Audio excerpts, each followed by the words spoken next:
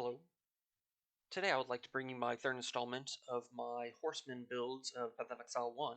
The reason I call it the Four Horsemen of Path of Exile 1 is because over the past 10 years or so, there has been 4 skills or archetypes that have been the best and head and shoulders above everything else, mainly due to these skills having their skill functionality being extremely well, and with infinite budgets, you can make these skills basically hit the entire screen and one-shot everything.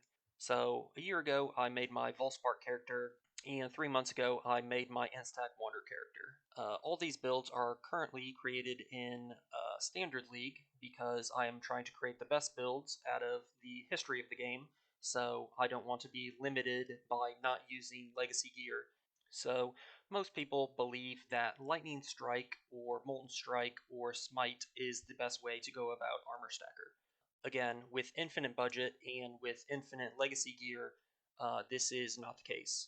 Because you want, again, skills that can hit the entire screen, basically, and one-shot everything. I have come to the conclusion that Spectral Shield Throw is actually the best. So the reason I keep making these builds is because the required damage to do everything in the game keeps going up, with the addition of the Toughness mechanic and Titanic Scarabs. So my first build is my Vaal Spark build.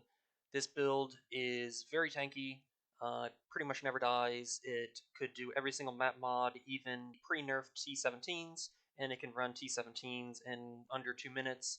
I mean, you're spawning thousands of sparks, or not thousands, hundreds of sparks a second, and it clears everything. And this was my Magic Find character, so it had 140 quant while doing it. So I got really rich off of this character.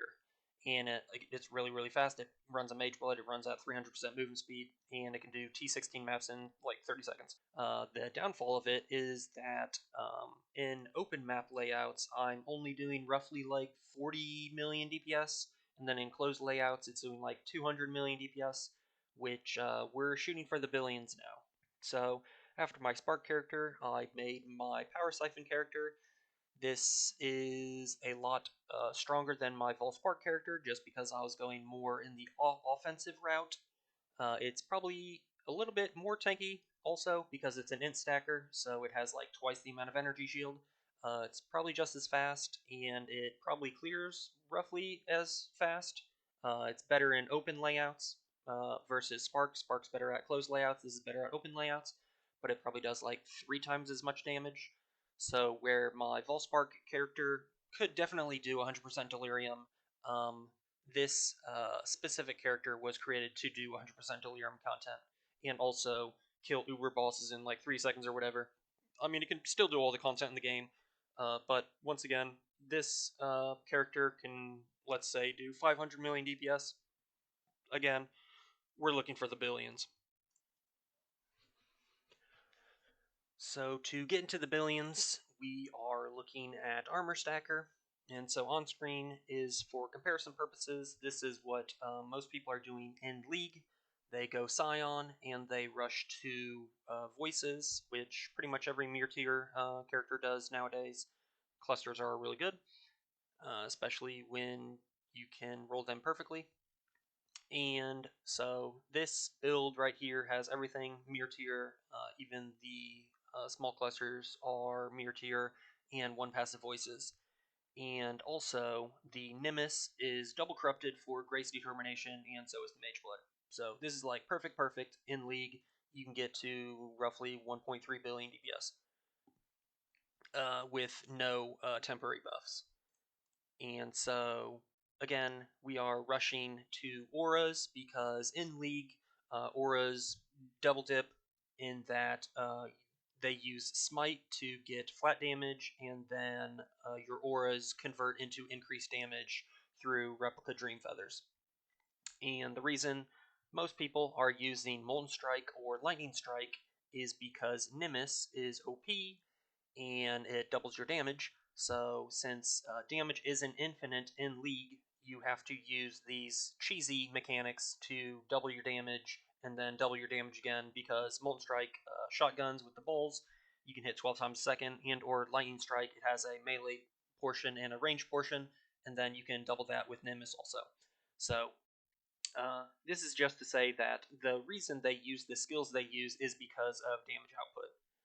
As for Standard and Legacy World, we are not limited by damage, so we choose skills that are the best for clear speed and or smoothness.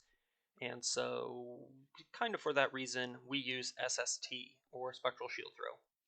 But alongside that, there is one item that is stupid OP when it comes to combination with Legacy gear, and that is Seething Fury. So, since in Legacy World you can get shields that have over 1,000 energy shield, this specific item gives us a lot of damage. So we have 15 billion DPS. If we take off this item, we drop a lot. So this item specifically, because energy shields are so strong in Legacy World, this is giving us 6 times damage. And then outside of this item, there is also an item that is giving us 10 times damage, and that is this item. So this item is bugged, and it has been mirror crafted. So this item, no other item is like this. If you want this item, you specifically have to have this item, because I do not currently believe that there is an alternative to this. I don't think there's any other bugged item. But this bugged item is giving a bunch of fire resistance, and then that fire resistance is being multiplied or converted into armor, and then again, armor and evasion is being multiplied into increased damage. So this item specifically is giving the build 100,000 increased damage, which is a lot. Let's take this off, and we lose all of our damage. That's not very good. So yeah, this item is probably multiplying our damage by like 10x compared to if I crafted some other chest similar to this. And then our Seething Fury is giving us 6 times damage. So in a world in which a base build is doing 60 times more damage with 2 items, yeah, damage is pretty much infinite, so that's pretty good. I would go into more detail about the build. It's pretty generally straightforward. It's Legacy World, so we're using Adorn, and since we're using a bunch of voices, Adorn's really good. We're doing reduced mana cost so that all of our mana is free. We just get good, efficient damage. We only need to pick up one crit cluster because of Seething Fury. Our base crit is like 60% or something like that. So if we multiply 60% by 100%, which is what this is, we get to 100% crit. And then we are scaling auras still, even though less so. We only have 6 legacy aura clusters, giving us 10% each. So that's 70%, which is fine. We're limited on passives, and these are pretty good. They're not like insane, but they're good for overall health of the character. So it gives damage, it gives tankiness, and it gives movement speed because we are running haste. And the reason we go Trickster is because it is very good, especially, again, because we live in Legacy World. The first one is Escape Artist. Because our chest, which is irreplaceable, does not have evasion, the second line is worthless, but the top line is pretty good because 1 ES equals 5 evasion, since our helmet has 873 ES. This node gives like 4,000 base evasion, which is, again, being multiplied by 25,000 because of our fire resist. So this is a big damage upgrade, even though it's only 1 line. The other 2 are, or the other 3 are quality of life, because again, we are very tanky and we have infinite damage. So our fire resist is converted, or both is converted to armor and also regen with the fire mastery. So we have 25,000 ES per second regen. But if we run no regen maps, that's going to be detrimental to our survivability. So that's why we are Trickster, and we have Overleech. So if we don't regen, we leech. But also, if you run maps that don't have regen and don't have leech, then that's where Polymath comes in. If you're killing mobs, it doesn't matter. You're just going to get ES anyway, with ES on kill. And since we kill everything in the game in like a second, including bosses, this is really good for sustainability and being able to run any map mod you want. And the other quality of life is this one. So being slowed is not very fun, so that is why we pick up this. So there's two different setups that I am running. This is the full DPS setup, which is currently not needed, but in the future, if you need more DPS, then you can run this. So, Spectral Shield Throw hits twice because we have Tornado, or if mobs are around it, the Shield Throw hits, and then the shards also bounce off. And so it can double hit. And then in this setup, we're using 6 supports that all do damage. But if we uncheck these boxes and we switch to the clear speed setup with quantity items, and we switch to a quantity amulet instead of an aura amulet, and we switch to a movement speed flask instead of more evasion, this drops our damage from 15 billion to 2.5 billion, which coincidentally is still enough to do T17 Titanic Exiles. You won't probably be one-shotting Titanic Scarabs if it's a really hard map on 100% Delirium, but yeah, this is... we went from a 6-link in damage to basically a 2-link in damage, because now we are running Awaken Chain, Awaken Fork, Item Quantity, Faster Proj, and the only other damage link is Awaken Void Manipulation. So this is a 2-link doing 2.5 billion DPS with quant gear on. So yeah, damage is not an issue. So that is my video. Hope you enjoy. Peace.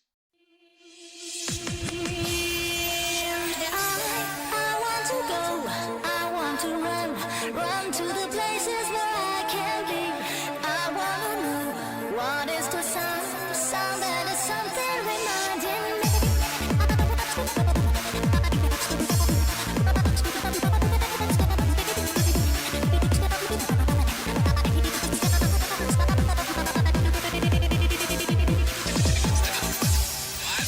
I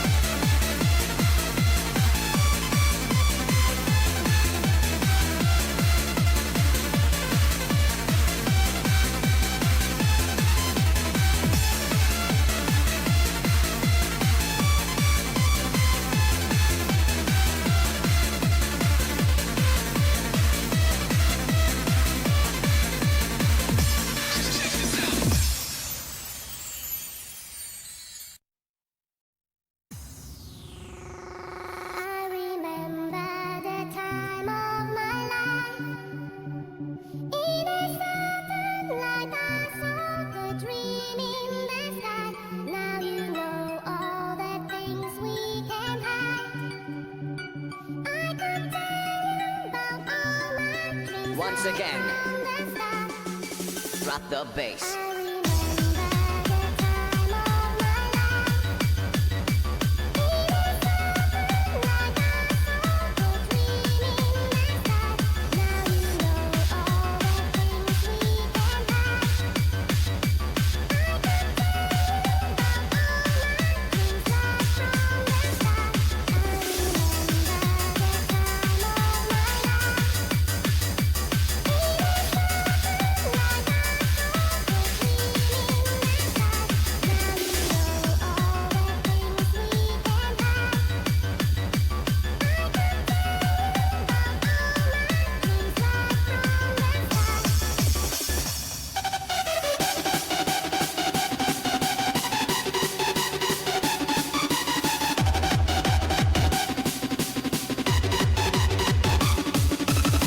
The bass.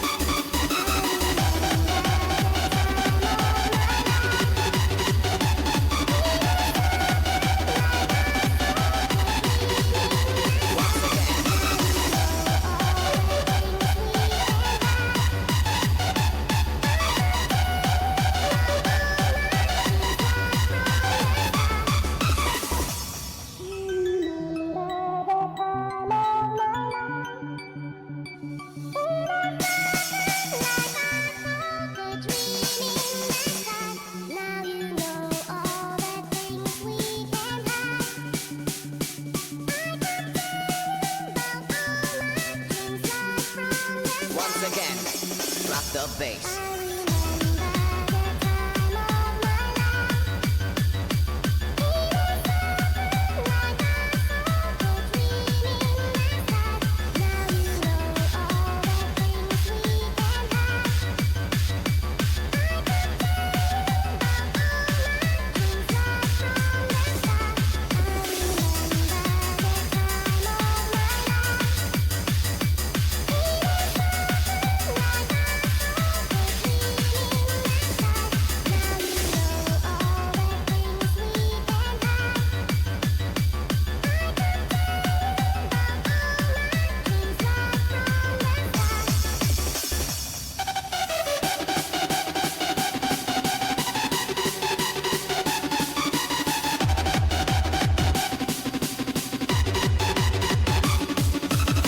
The bass.